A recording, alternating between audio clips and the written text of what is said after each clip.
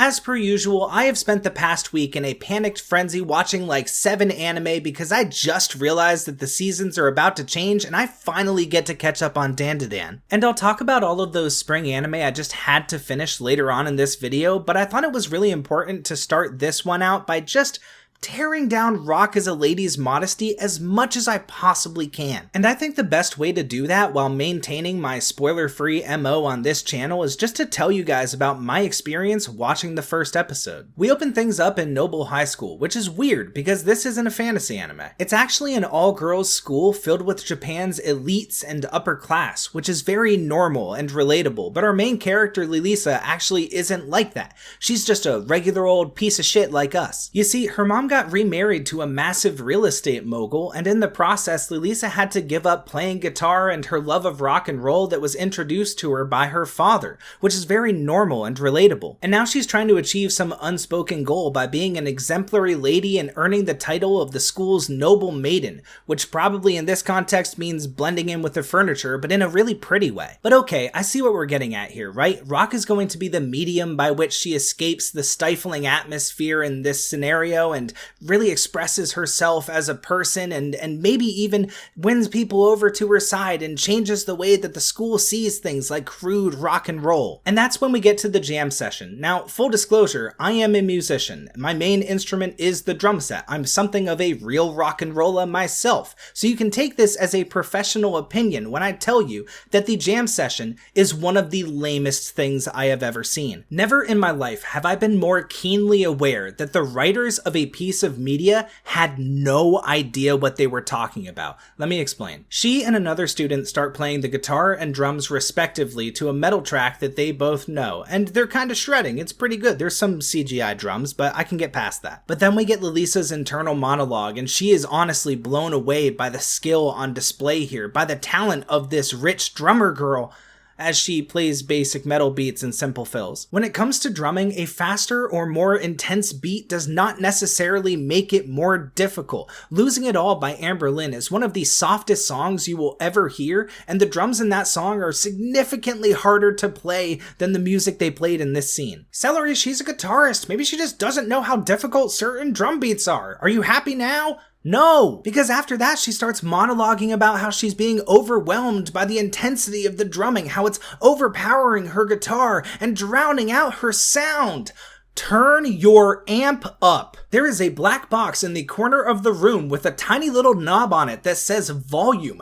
Turn it up. Drums are acoustic. Your guitar is electric. I'm supposed to believe that this woman has been playing guitar long enough to have hardened calluses on her fingers, to be able to shred the way she does in this scene, and she doesn't know how to turn up an amplifier? What purpose does any of this serve apart from showing off your weird BDSM fan art that came out of absolutely nowhere, by the way? This is based in reality. It's something that actually exists, playing music. You can't be so far off from the truth of the matter just to serve your own purposes. This is terrible. And almost as if to slap me in the face after leaving me slack-jawed, at the end of the scene, once they finish the song, Lilisa has her redemptive moment where she shreds through the rest of it. She plays pretty well. The track ends.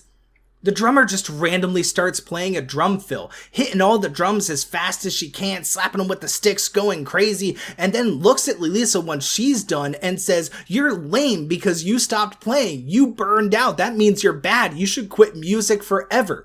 What is happening?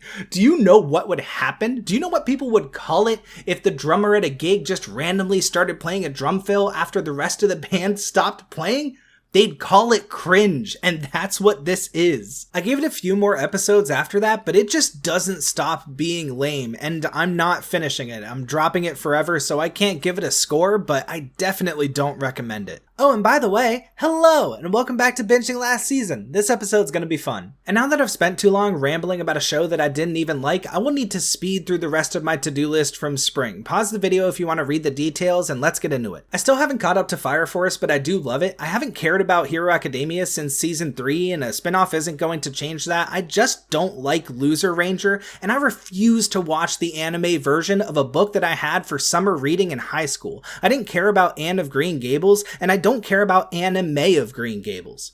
You can laugh, that was a really good one. As for the ones I started but haven't finished, I watched a bit of the Guilty Gear Strive adaptation because I still haven't gotten over my obsession with Nakata Joji, and I just don't understand the hate boner that people have for this show. So far, it is a ridiculous and camp, over-the-top story that makes absolutely no sense, but it looks cool. That's Guilty Gear in a nutshell. I don't understand what the issue is here. The fights are pretty neat, and even the CGI looks good. I can't give this thing a rating based on just 2 episodes, but I'm definitely gonna go back and finish it, and the 5.9 it has right now on my anime list just seems too low. I feel like I've been watching this show for 300 years and maxed out my boredom. Now, I'm being a bit harsh there, I know, but I'm 6 episodes into Slime 300 Season 2, and it feels like now that they've introduced all their characters, they don't really know what to do with them. To be fair, there was never really a plot here to begin with, but that was much less noticeable during Season 1. And there is just something off about the water spirit drenching the child version of Asaza every time she sees her. Those scenes are deeply uncomfortable. They set off alarm bells in my brain, and I'm just begging Japan for mercy. I mean, is this about World War II? I already told you, I'm sorry. What more do you want? Feels like a 6 so far compared to the 7 I gave Season 1. Moving on. This anime makes me sad. Cygames Pictures keeps churning out bangers, so I knew I had to watch Apocalypse Hotel, but I just can't do it, man. I am 3 episodes into this visually bright and artistic, beautifully colorful and upbeat anime about the slow and unstoppable march of death. There's just a grim air hanging over this show due to its concept of a group of robots who will continue to staff a hotel on Earth until the return of humanity, which will never happen as they slowly break down over time. I'm only 3 episodes in and I don't know what's going to happen. I can only go based on vibes, so I'm going to put this as simply as possible. I refuse to watch Doorman Robot die. Fun fact, Japan likes baseball a lot. I'm halfway through Catch Me at the Ballpark, which is basically an anthological collection of skits. It is pleasant, it is funny, I'm adding clips from it to my meme collection. Oh my destiny! And I'm probably giving it an 8 out of 10. Moving on to anime I've actually finished, let's talk about the Shiunji family children, and hold on, 1 second. What was that? Don't worry about it. Little pro tip for all the drama writers out there, for those who have spent their entire lives dedicated to building up the suspense and tension in a show. Your big plot twist probably sucks. Why'd I bring that up?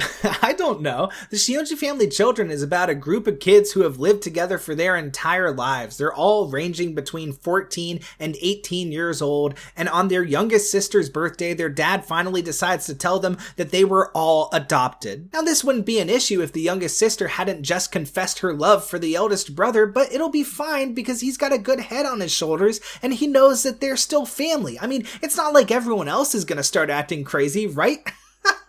The Shiunji family children is fun to watch because despite what they may say, people like watching a car crash. In reality, people would never fall in love with somebody that they grew up with as a sibling, even if they only thought that was the case. I mean, respectfully, if my sister asked me out on a date tomorrow, I'd throw up, and I expect she'd do the same. But when it's anime, and it's not happening to you, Sweet Home Alabama quintessential quintuplets is actually pretty interesting and fun. As I nodded to there, the character tropes are basically the same and copy-pasted. It is just as pretty, and the main character is actually a decent guy who is doing his best to ensure that we don't have a royal family situation. Plus, he actually has a good relationship with his younger brother, so there's always somebody in his corner, and no, they don't cross that line. Thank God! And it was made by Doga Kobo, so of course the quality is out of this world. I mean, it looks good, it sounds good, it's compelling, it's a 7 out of 10. Don't ask me why. Can I just say, by the way, there was too much ecchi in spring. I don't know why it happened. I mean, I think it's because of Valentine's Day, right? But there was just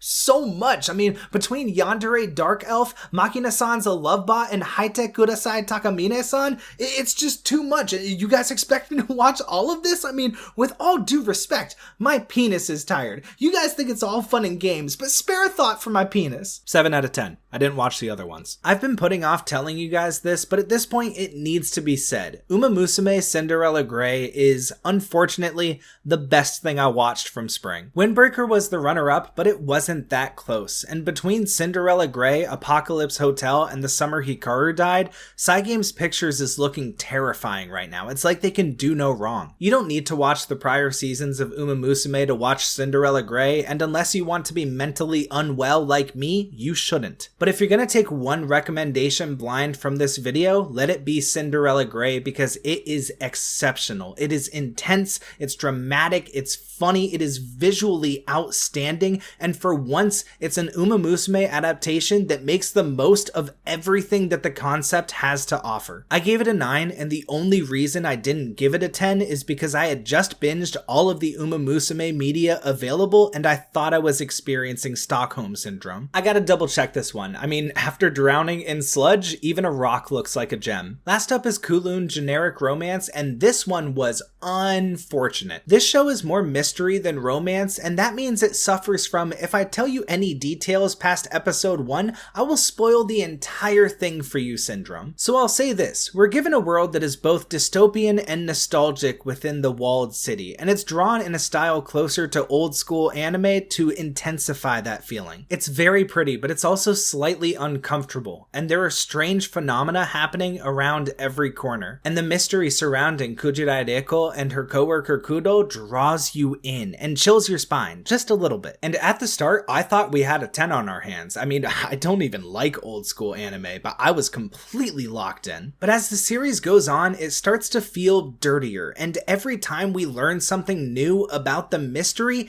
it actively makes the show worse. I more or less figured out what was going on about halfway through, and once that was confirmed, I really didn't care how it ended. I can't say any more than that without spoiling the show, and I honestly didn't hate it. I would recommend that you watch it, but it just felt like we had something really special at the beginning, and the more that time went on, the more I just ended up getting disappointed. I gave it a 7 out of 10 because it had a lot of redeeming qualities. It was really well polished, but it just left me feeling dirty by the end. And that's it for the spring 2025 run of Binging Last Season, and this is just a little message at the end of the video for you guys that are interested. There are probably changes to the channel coming in the near future, namely, I think I'm going to stop making weekly episodes of Binging Last Season because it seems like that's not really a format that people are too interested in, and I've been sitting on like 20 games that I bought specifically so that I could make videos about them for the channel and just never did. The plan is to keep making BLS videos once every 2 weeks, but every other week I'd like an opportunity to do something else,